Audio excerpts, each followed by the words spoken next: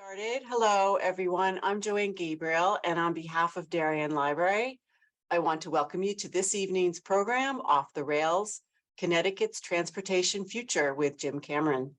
Some questions that he will answer include, will riders return to the commuter rail like before? How will new residential and workplace trends affect Connecticut's economy? How will we repair our highways? And much more. Before we begin, I would like to mention that programs at Darien Library are made possible by the annual Friends of the Library campaign.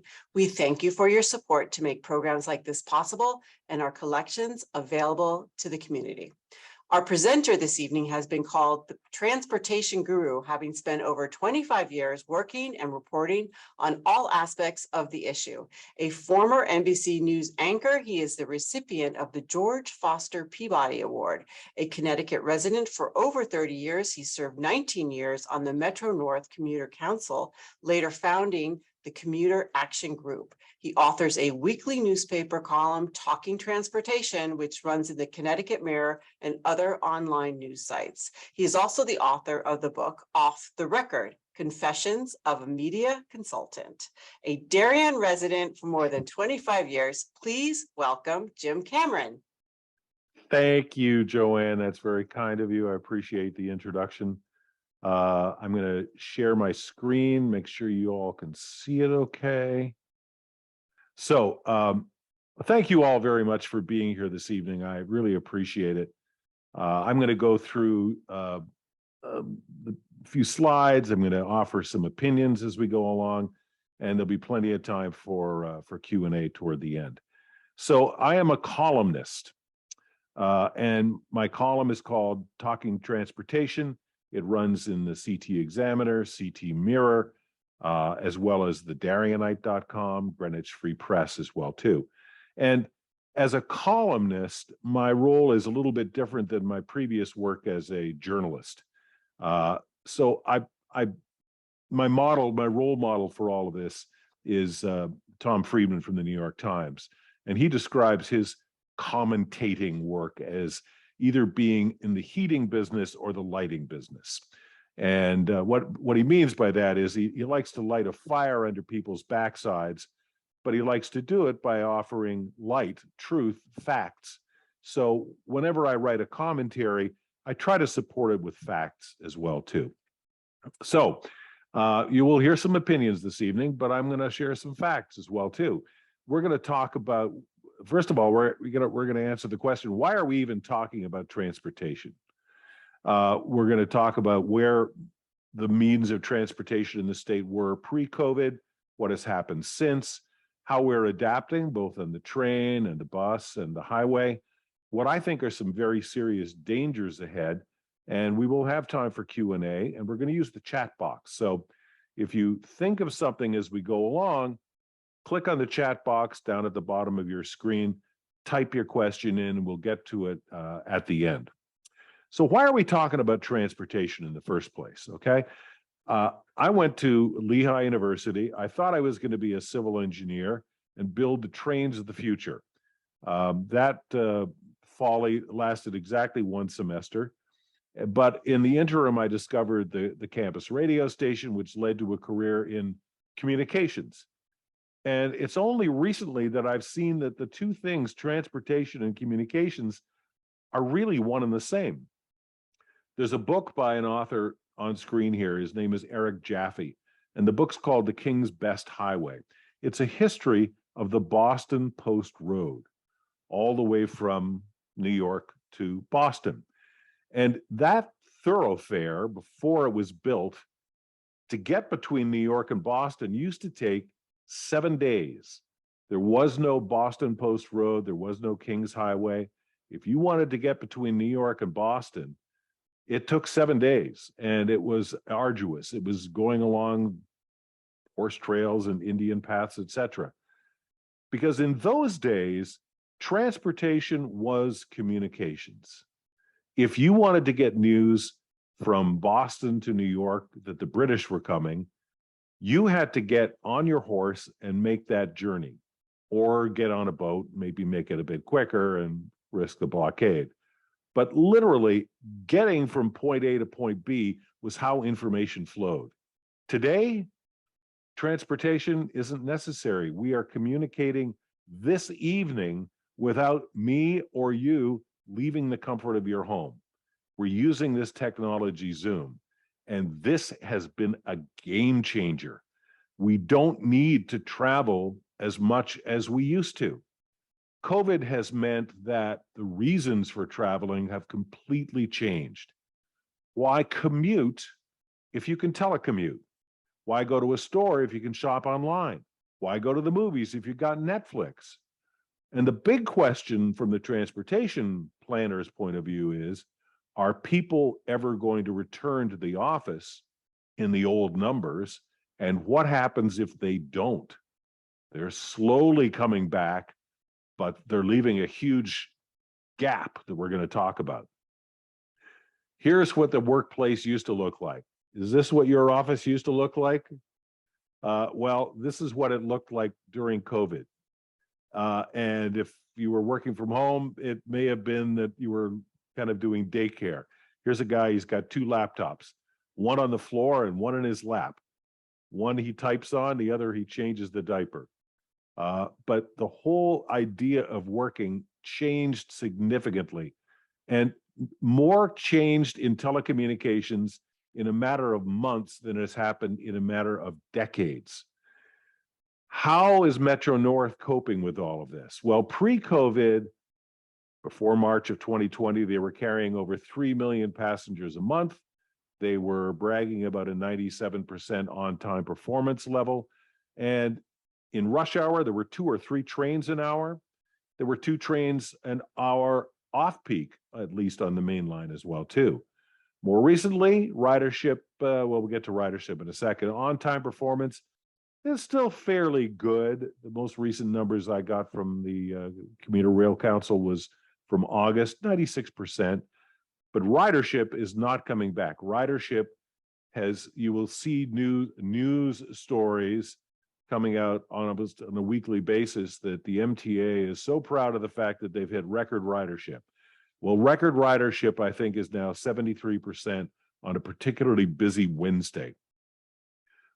Tuesday, Wednesday, Thursday, these are the busy days, and ridership is only in about 70 percentiles. Monday and Friday, you could fire a cannon off in your local parking lot and not hit a car. Weekends, ridership is stronger than it actually was in many cases pre-COVID, but the total number of riders is much lower. And ridership equals money and income to pay for operating expenses. This is going to be a theme through my comments today. Pre-COVID, the trains looked like this. These people were paying $300, $400, $450 a month for the privilege of standing for an hour and a half, hour and 3/4 each way to and from their jobs in New York City. COVID comes along, plenty of room to spread out in the cars. Grand Central looked like a ghost town. This is an actual picture from around March of 2020. It's like a neutron bomb went off. There was nobody there. To their credit, Metro-North kept service going. And the people that were running the trains, the conductors, the engineers, there were 7, I believe, that died as a result of contracting COVID before we knew the importance of wearing masks. Here's the best barometer of how ridership is going. Here's a Fairfield station parking lot in 2010, jammed. The Darien train station parking lots used to have a 4-year waiting list for annual permits. COVID hits. This is my station, Neuroden Heights, 2021 on a busy weekday. This is a busy weekday. Nobody was on the train. Everybody was at home, working from home, or cowering in a corner, hoping they didn't get COVID. Pre-COVID, here's a Danbury train arriving on the upper level. And post-COVID, people are at least wearing masks. Masks were very important, and MTA had to do a lot of public education about the importance of wearing masks. Mask non-enforcement, I think, was responsible for discouraging ridership and possibly spreading COVID. This was not an MTA rule, a Metro-North rule, a CONDOT rule. This was a Transportation Security Administration rule, a federal mandate that every form of interstate transit, trains, planes, buses, excuse me, people had to wear masks. Metro-North, however, left enforcement of this to the Metro-North, the MTA Police Department. Now, I'm not going to ask for a show of hands because I don't want to see hands going up, but when's the last time you saw an MTA police officer on a train or a platform in Connecticut? I can't remember. I think there's maybe a dozen in the entire state. They certainly were not riding the trains, although they're going to be riding the trains, not for mask enforcement anymore, but to make you feel safe, that it's safe to get back on the trains again. So we discovered that even though they were handing out thousands of masks every day, they were passing them out, conductors were passing them out, they were doing nothing to enforce compliance of wearing them. It was a $50 fine in New York City, a $100 fine in Connecticut if you were caught not wearing a mask. But we did an FOI request, a Freedom of Information Act request in July of 2021, and we found out that the MTA police had issued exactly 0 citations in 9 months in Connecticut. So if they're not enforcing the rules, why have the rule? Eventually, the rule was lifted under court order. TSA was told, sorry, you can't do this anymore. The masks came off. The MTA kept their mask rule under order of Governor Hochul, New York governor, and they still weren't enforcing it. They admitted that they weren't enforcing it. This kind of really was a burr under my saddle. Whether or not you believe that the masks were helping or not, why have a rule and not enforce it? It's like the quiet cars. Why do they don't have quiet cars now. I think they should bring them back. But why didn't they enforce the quiet car rule? I have a sense that the reason they didn't enforce the mask rule was they didn't want to get into confrontations.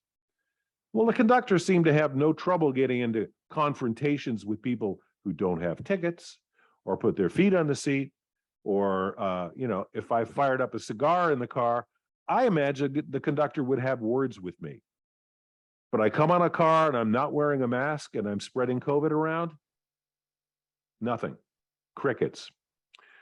Couple other things that MTA did to their credit. One of the things was that they developed as part of a hackathon with Stanford University students, a feature in the Train Time app, which most people use, and it's been downloaded over 500,000 times. In addition to being able to buy tickets on your phone and look up the train timetable, now when you're waiting at the train station, you can see that the train that is coming in a few minutes that you're going to board, you're going to see how crowded it's going to be, which cars have the fewest number of passengers. And they did this using a technology in all these train cars and on the subway cars in New York City. Each time the doors close on the train has to take its own weight. It has to decide, did people get on? I'm now heavier. I need to use my brakes more aggressively at the next stop. Or did everybody get off? Am I empty now? So what they did was they flipped that. They said, let's look for the cars that have the least weight, and we'll assume those are the cars that are the least crowded, and we'll let people know using a little color code mechanism.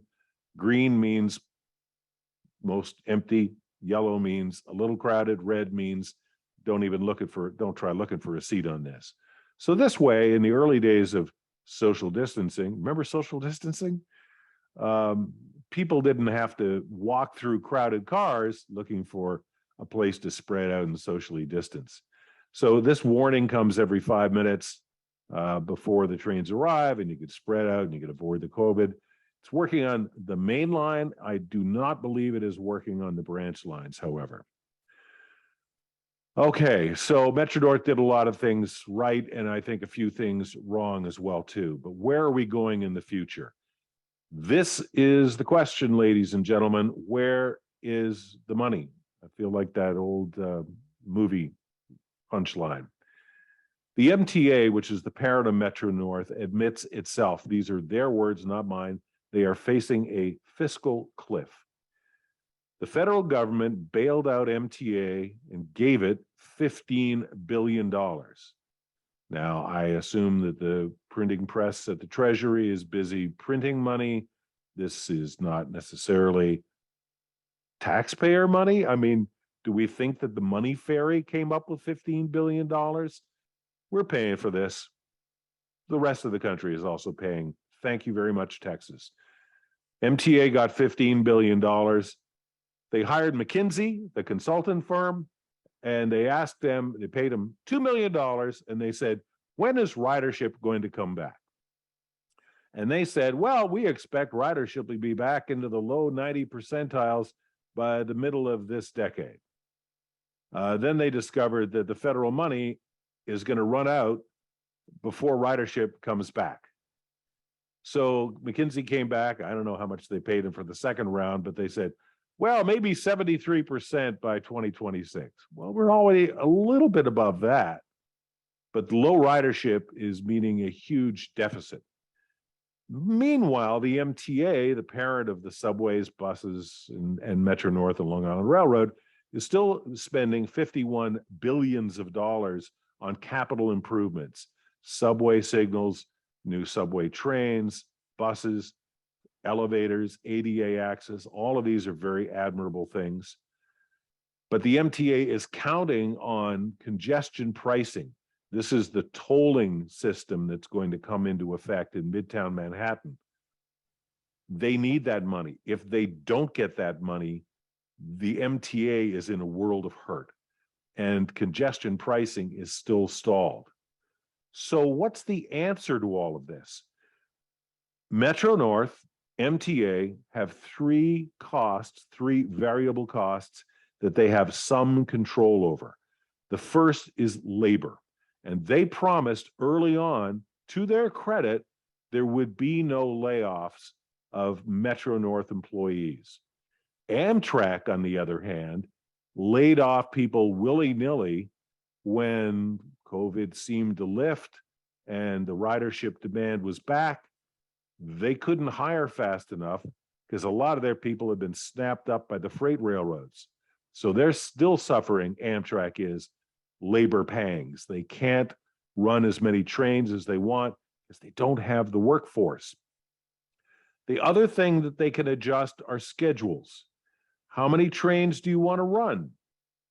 If it's not feasible fiscally to pay for the service we have now, how much can you reduce the service and not enter a death spiral? We're down to 2 trains an hour right now. If they go to 1 train an hour, is that going to persuade people? Maybe I'll just drive. I don't want to miss a train and be stuck for an hour. That's entering what they call a death spiral. Ridership goes down and it goes down and goes down and it goes down. The other thing they can control is fares. What are they going to do to the fares? They could be raised, but here again, if they raise the fares, and we already pay the highest fares of any commuter railroad in North America, if they raise the fares further, is that going to discourage ridership? But we have to realize that the fares we are paying now don't even come close to covering the actual cost of the service that's being provided. Even pre-COVID, when it was standing room only on those trains, every single trip was subsidized. On the main line of Metro-North, your ticket might cost $15. The actual cost of providing that ride was closer to $18. So every ticket was subsidized $3.25. It gets worse. On the Danbury branch, $17 a passenger. The Waterbury branch, almost $25 a passenger. Shoreline East, as Governor Rowland once pointed out, I could buy a car for every passenger on Shoreline East, shut down the railroad, and save taxpayers money. Every single rider on Shoreline East has their ride subsidized by about $50. And the winner of this list of shame, if you will, is the Hartford line, the beautiful new Hartford line between New Haven, Hartford, and Springfield. It's gorgeous. It doesn't have the ridership. It's really expensive to operate. And remember, these were ridership subsidies when ridership was 100%. I'm no finance guy, but if ridership is 70% of what it used to be, somebody I'm sure from Darien can do the math and can tell me how much higher these are. This, ladies and gentlemen, is not sustainable. Yes, the highways are subsidized. Yes, everything in this state is subsidized. But where's the money going to come from when the federal bailout ends? Are we going to adjust labor? Are we going to adjust schedules? Are we going to raise the fares?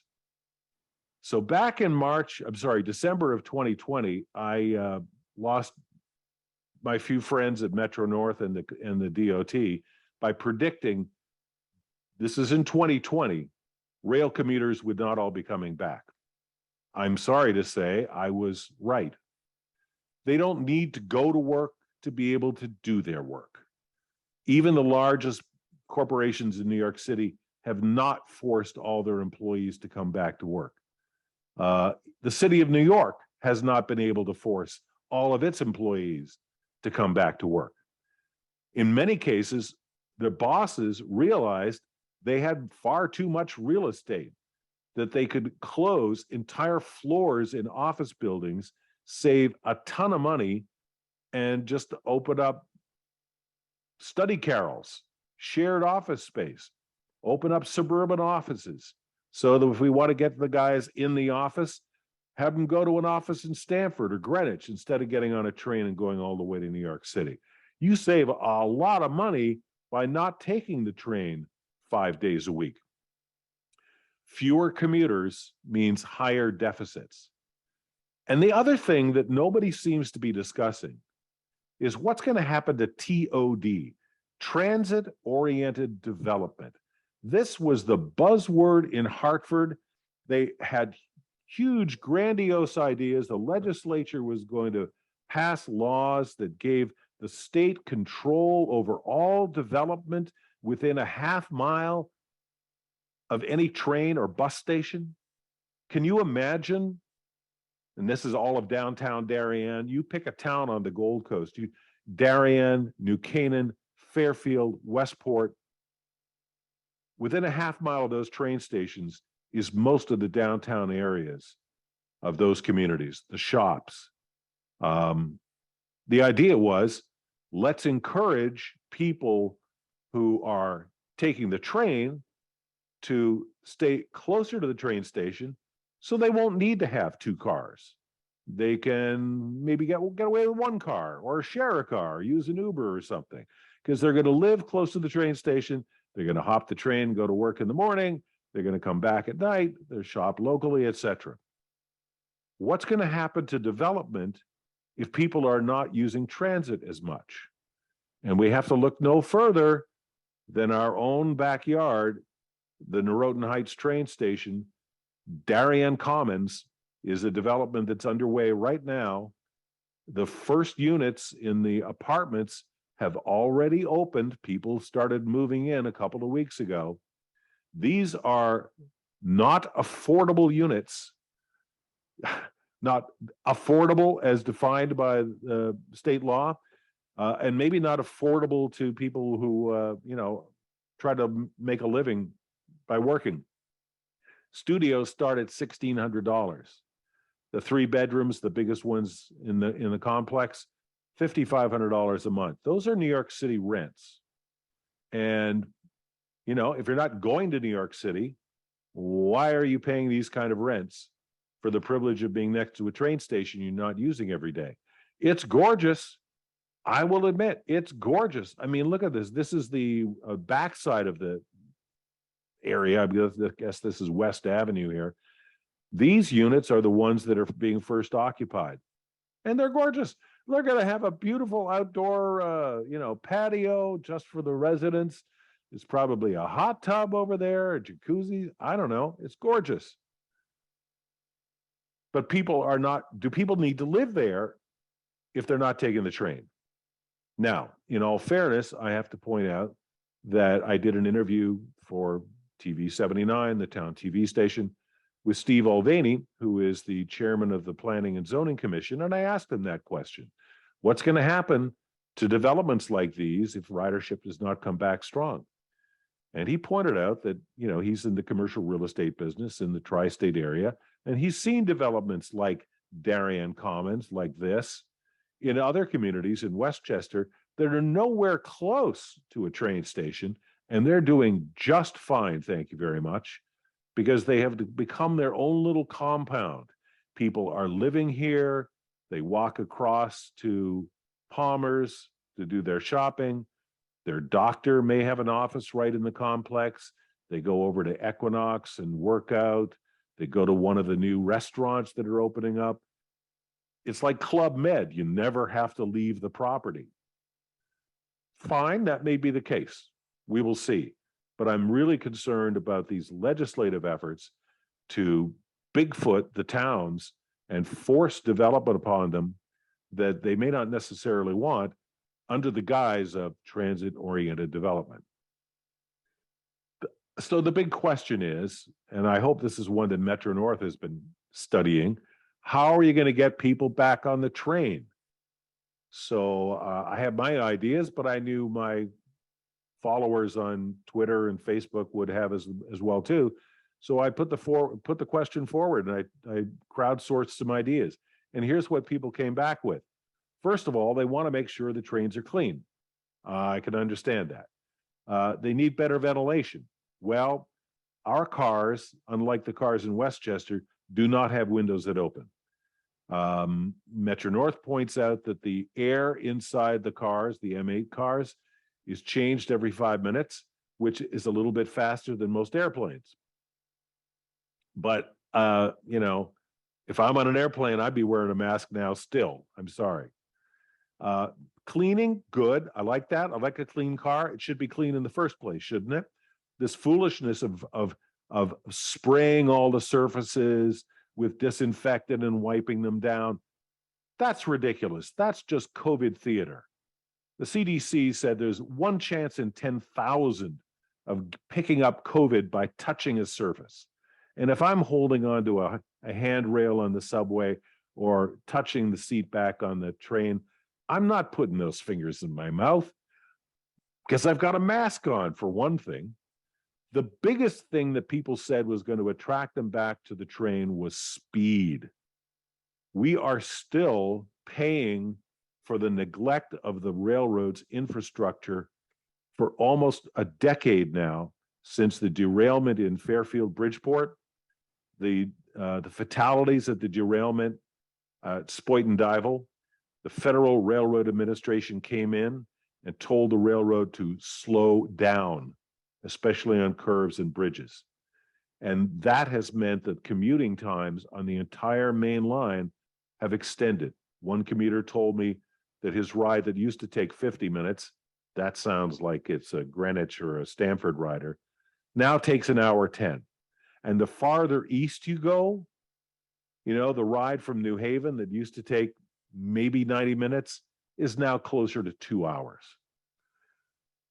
One of the problems is that the trains make too many stops. Outside of rush hour, the off-peak trains make every single stop from New Haven to Stamford, and then they run express. The railroad, I hope, is looking at the idea of zoned expresses, where outside of rush hour, a train makes maybe 3 or 4 stops and then runs express the rest of the way. Some people suggested reserved seating. This is something they've tried in Japan. Wi-Fi on the trains. Yes, we still have no Wi-Fi on our trains. And if it were not for the fact that the legislature ponied up, I think it was 27 million of your tax dollars to pay Metro-North to put Wi-Fi on the trains, we still wouldn't have Wi-Fi. Bar cars, sorry. They're not coming back. They're just ain't going to happen. So dream on, you know. Lower fares. One of the things that the railroad realized was that they weren't selling as many monthly passes. It used to be in the pre-COVID days that 47% of all of the fare revenue that Metro-North took in came from the sale of monthly passes. Now I believe it's more in the it was in the 3 to 5% range. No, nobody's commuting 5 days a week, and it's only if you're taking the train 5 days a week does it make sense to have a monthly pass. So they used to have 10 trip tickets. Now they have 20 trip tickets, and there's a discount on those.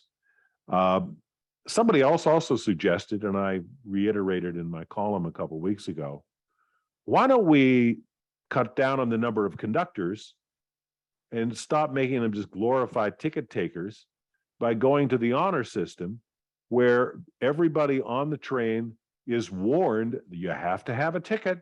And if you don't have a ticket and a random inspector comes around, it's a $250 fine. They do this quite successfully in San Diego on the trolley. There are others, Europe, all over the place works on the honor system.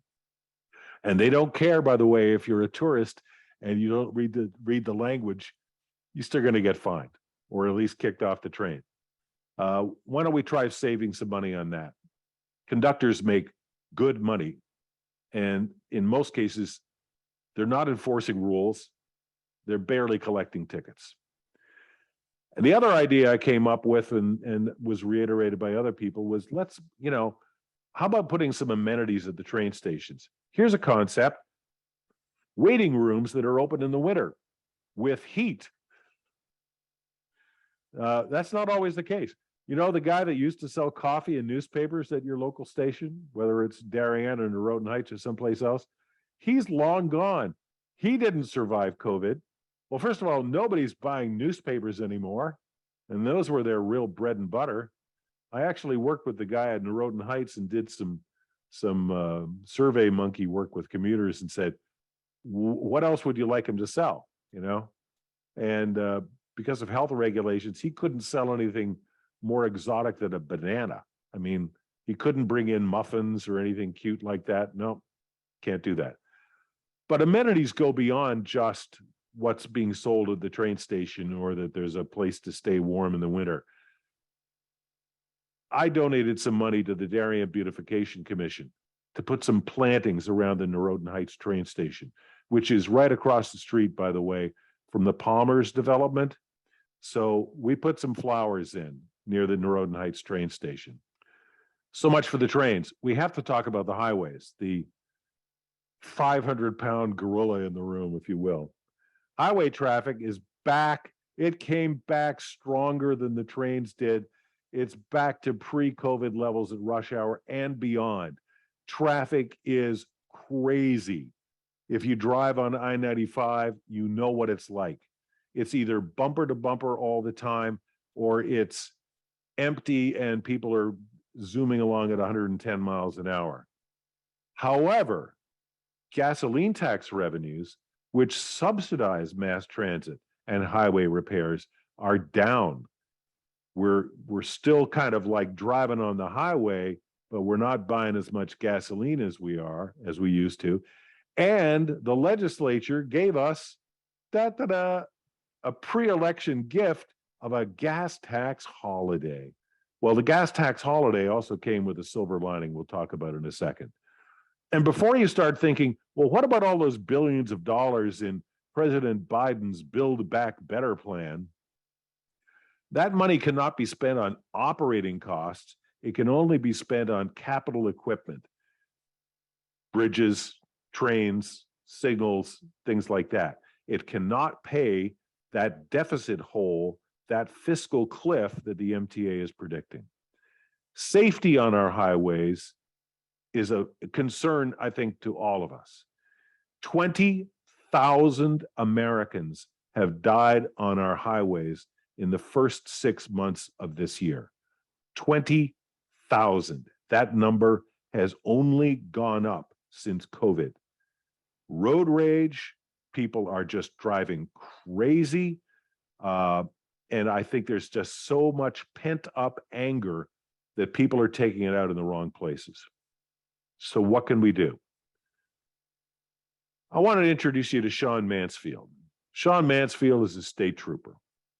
And I had the chance a couple of years ago to do a ride along, and not a run around. I got a ride along with Trooper Mansfield. Went up to Troop T, and this is nothing. It's not just for journalists. You can do this in your own hometown if you want to as well. They're happy to do this to show you what it is that they do. So I met Trooper Mansfield up at Troop T in Bridgeport, and we got into this souped up Dodge Charger with no visible police markings on it. Took his hat off, and we were driving around on I-95, answering fender benders and, patrolling in morning rush hour. And he's sitting in there. He's got a laptop in front of him, and he's got radios, and he's got scanners, and he could do anything in the car that you could do at headquarters. So, he pulls you over, he puts your license plate number in, he can see if there's any warrants, if you paid your insurance, etc. It's amazing. Now, the problem was, if you know me, I'm not like a tiny guy, but I had to squeeze into what's left on the passenger side between the computer and the door. And the first thing they did when I arrived at the headquarters was they put me into a bulletproof vest, which didn't make me feel particularly confident about the safety of what was to come. However, I was driving along with Trooper Mansfield, and we were coming back from lower Fairfield County, and the traffic was flowing along. We were in the center lane. Everybody was doing at least 70 miles an hour. And he said, I'm going to be in the center lane here, and I'm hoping some guy's going to blow my doors off by driving past me at high speed on the left-hand side. And then I can pull over and give him a ticket. And I said, well, that'll be fun. Just kind of warn me before that happens so I can straighten my vest a little bit. But I said to him, pulling up my notepad and pen, I said, Trooper, we're all exceeding the speed limit.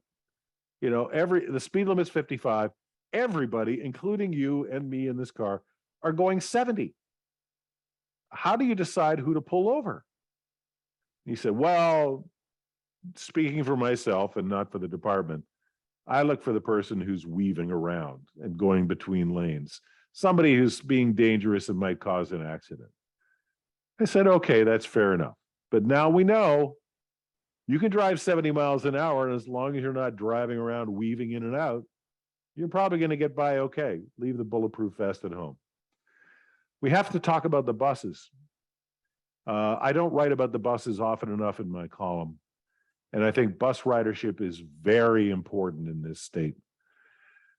Bus ridership only went down slightly when COVID hit. Why do you think that is? Well, because the people that ride the bus need the bus to get to work. And the buses kept running even as the trains were running less and were running empty. Bus ridership dropped 50%. Train ridership dropped 90% when it started out. People that take the bus are different than the people that take the trains. First of all, in many cases, they don't own a car. If they want to get to work, they got to take the bus. They can't telecommute. If you're a nurse, you cannot telecommute. If you are a mechanic or a repairman, you got to get to work. They also don't have the income that most of the people on the trains do. The average passenger on Metro-North makes well over 6 figures. That's not true of bus ridership. They are CT Transit, which is the state CONDOT agency, runs most of the buses in the state. They run the buses in New Haven, in Stamford, Hartford, Waterbury. They don't run the buses in Bridgeport. That's a separate system, GBTA. The gas tax holiday that was given to motorists was also given to bus riders in the form of free bus fares, and ridership has gone up. And the question is, what's going to happen to free bus fares after this gas tax holiday goes away, if it does, in December, or will it be continued? It's costing taxpayers about $4 million a month. But the ridership is stronger. And even though the bus fares are only like $1.50, $1.75, to somebody that's only making $20,000 a year, that's a lot of money as compared to, the fat cats that ride on Metro-North. So what's the long-term answer? I mean, I said the question is, where's the money? And I have a few ideas, not necessarily just my own, but where are we going to find the money to keep subsidizing mass transit? I do believe in mass transit. I do not hate Metro-North. I am passionate about rail commutation as an alternative. I have toiled in this vineyard for over 20 years as an advocate. But I think it's also only fair to be realistic and not idealistic about how are we going to pay for this. The suggestions in this list come from Governor Malloy. Remember Governor Malloy? He was the transportation governor, and he came up with the Let's Go CT plan. So the governor's blue ribbon transportation finance panel studied this idea. They said, you got some great ideas here, Governor, but how are we going to pay for it? Here's the list. And it's not choose one or two on this list. It's we're going to have to do all of these things. The first thing was you got to put a lockbox on the Special Transportation Fund. The Special Transportation Fund is where the gasoline tax revenue goes in and the DMV fees go in. However, until November of 2018, when it was passed as a referendum, you can't take money out of the Special Transportation Fund unless it's for transportation. It was regularly being raided by the legislature like a petty cash box. There were more ways of getting money out of that thing than were necessary. Not anymore. Not anymore. Yes, they're still paying some pensions out of this, but that's another issue for another day. The governor's panel said, let's also raise the gasoline tax. Back in 1997, the legislature got all kinds of points for lowering the gas tax, 14 cents a gallon. Very popular move. But it cost us billions of dollars in money that we could have been spending repairing bridges and roadways and preventing stuff from collapsing like it has. We didn't do that. So the suggestion, this was in 2016, before gasoline prices went up, before Russia invaded the Ukraine, et cetera, slowly raise the gasoline tax back, a couple cents a year. Nobody will notice.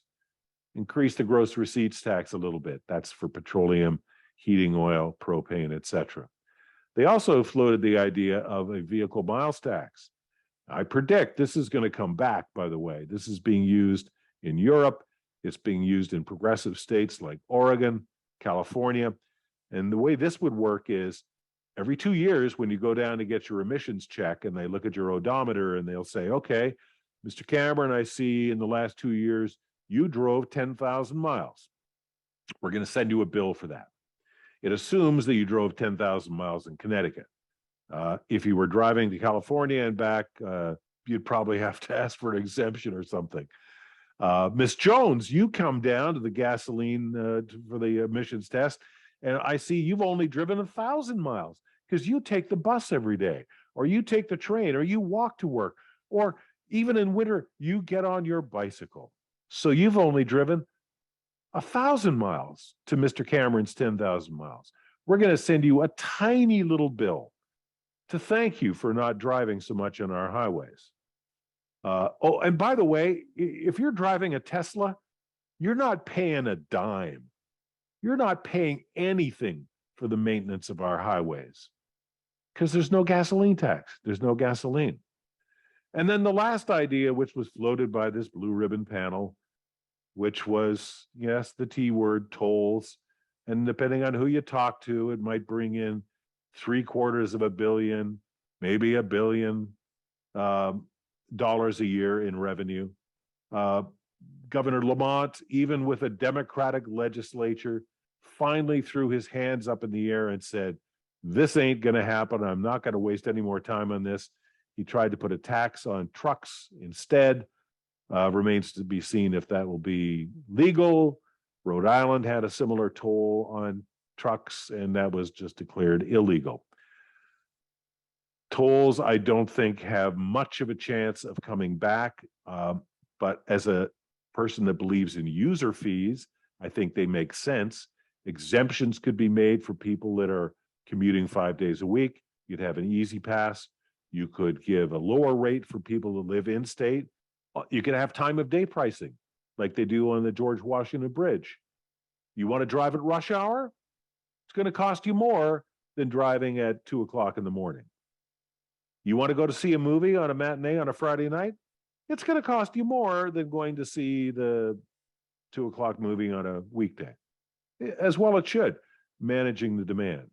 And I put it to you, as this political cartoon does, aren't we already paying tolls? I mean, we are paying tolls. We're not just paying them to the state, we're paying them to Midas Muffler. Says Connecticut tolls in effect: blown tire, $200, bent rim, $399, damage suspension, up to $2,000. We're paying for the non-maintenance of our roads, but we're paying it to the wrong people, I think. So on that cheerful note, this ends my the heat and light portion of this evening's performance. Here are all my contact information. If you want to subscribe to my weekly column, ctmirror.org, we'll be happy to send it to you as a newsletter. And I think we have a little bit of time left for some questions. Thank you. Do we have any questions? There are some questions. Let's see. Jim, do you think the MTA deficit is due to a badly organized and managed organization? Legitimate question. I think that the MTA willingly signed contracts with the dozen or so unions that represent their employees, and they should be held accountable to those. You know, you cannot just come in, fire everybody, and say, okay, you're all fired, now we're going to start rehiring you, but we're not going to be paying you. I mean, I know conductors make $75,000 to $100,000 a year, which seems like a lot of money. I do think that the MTA, if you take a look at the best example of this might be, there's a new train station that's going to open underneath Grand Central, underneath Vanderbilt Avenue. It's called East Side Access, and it's going to bring 4 tracks of the Long Island Railroad underneath Park Avenue, underneath the existing tracks that are served by Metro-North. And it's going to end up in this huge cavern underneath Vanderbilt Avenue. This project is, I think, about 5 or 6 years late and billions and billions of dollars over budget. If you look at there was some very good reporting by the New York Times.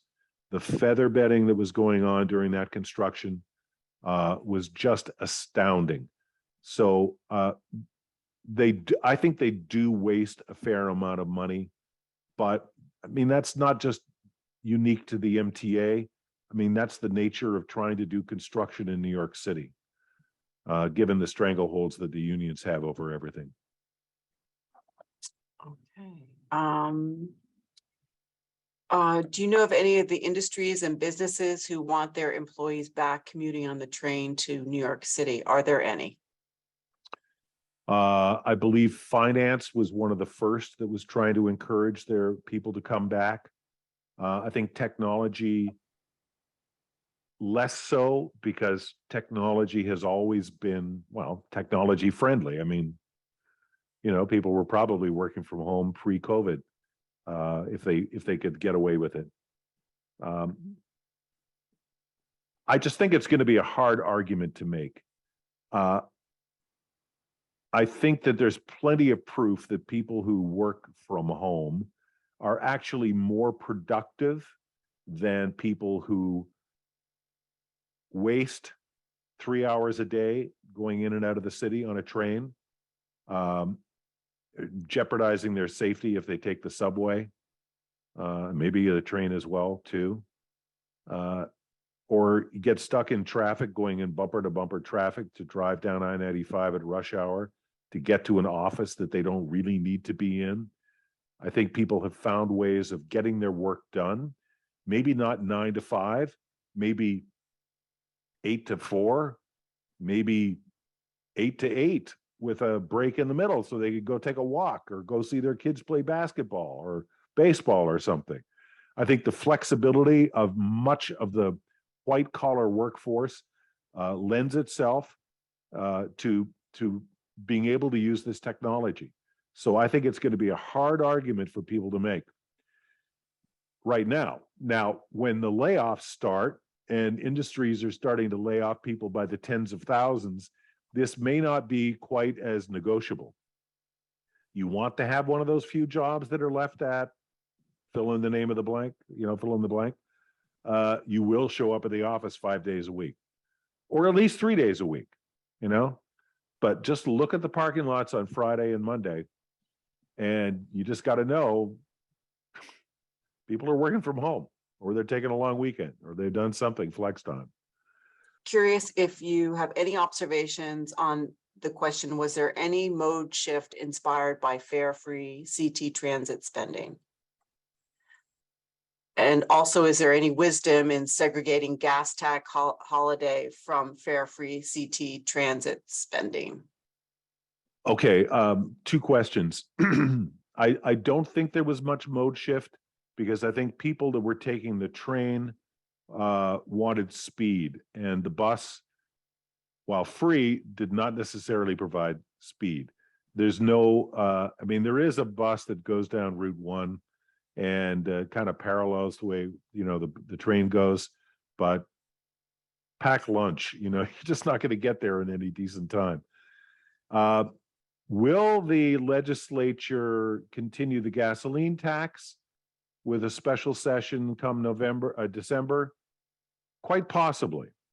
If they continue the gasoline tax holiday, they've morally got to continue the free bus fares. If they don't continue the gas tax holiday and they allow it to go back up again, even just gradually, I think there could still be a strong argument made under social justice, economic fairness, to continue the fare-free bus alternative. But that'll be interesting to see. I think it really depends on where gas taxes are after come December. And I don't see any indication about them necessarily, price of gas going down. It seems to be creeping up along with heating oil and everything else. What's the current state of the STF? Once the federal money ends, what will be funding the STF?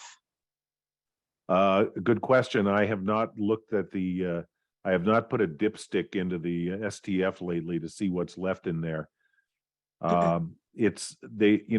Hartford right now is just awash with money. There's plenty of money to go around, and I don't think there's going to be the fiscal cliff that the MTA is facing.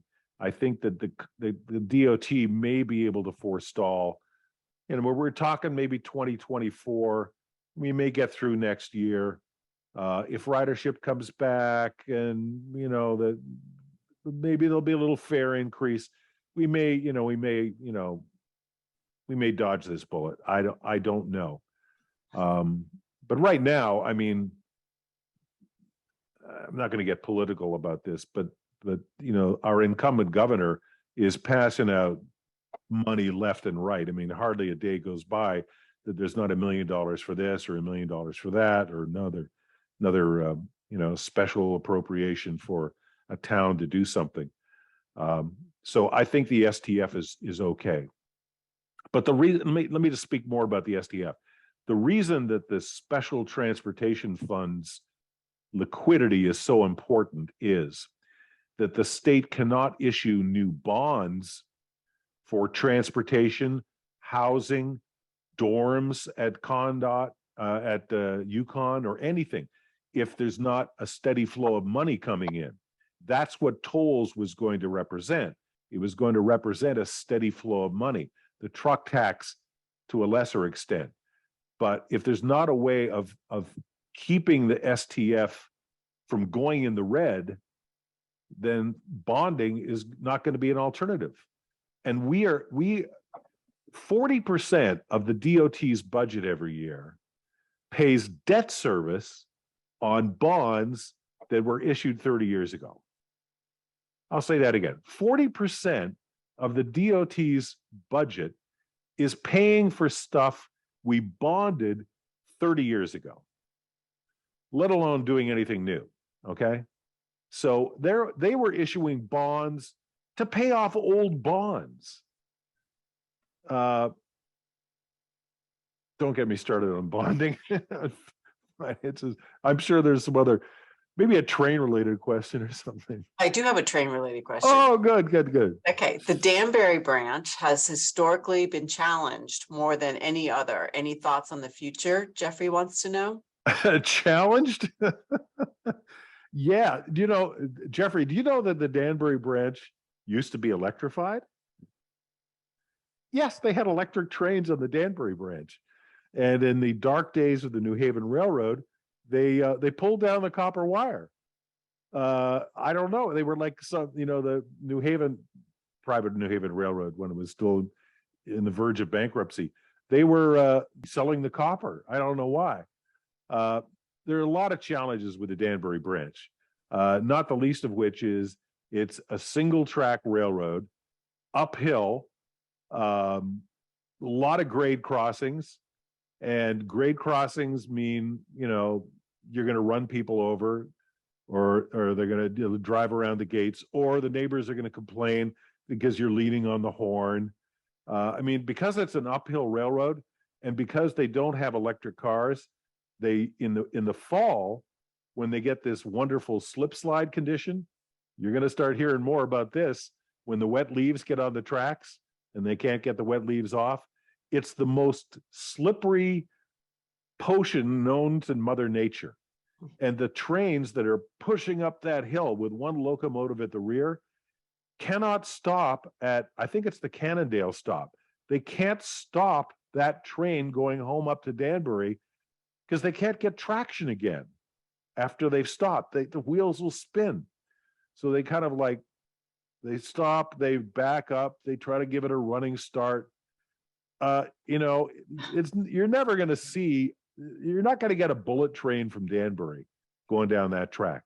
The Danbury branch is so challenged that there are buses that the DOT provides to take people from Ridgefield over to the Harlem branch. They also subsidize buses from Danbury over to Brewster, because it's faster for somebody in Danbury to get on a bus in Danbury, go along 84, catch a train in Brewster, and then go to New York City than it is to go all the way down the Danbury branch within Connecticut. That hurts ridership and that hurts income, and that makes it more expensive to run the trains in the Danbury branch. Yeah, challenged is a nice way, I guess, of putting it. Yeah. Okay, last question. Are the other New York Metro commuter rails experiencing the same ridership changes, or are they improving more than Connecticut's line? Heather wants to know. I believe that ridership on the Long Island Railroad is back a little stronger than it is on Metro-North. And I think that may speak to the workforce on the Long Island Railroad. Long Island Railroad's a little bit higher in terms of ridership, but not by much.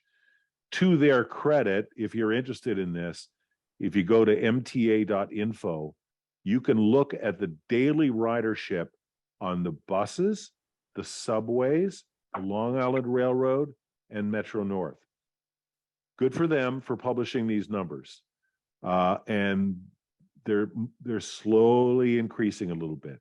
So I think some people will go in for Christmas and go see the tree and maybe go to Radio City and, go catch a show. Great. Please, take the train. Don't drive into the city. Come on. It's, it's much more fun. Just take the train. Take the train, please. I'm begging you, take the train, please. Thank you, Joanne. Thank you. Thank you for your presentation. Thank you, everyone, for attending this evening's presentation with Jim, and stay tuned for more. Have a good evening. Thanks, everybody. Okay.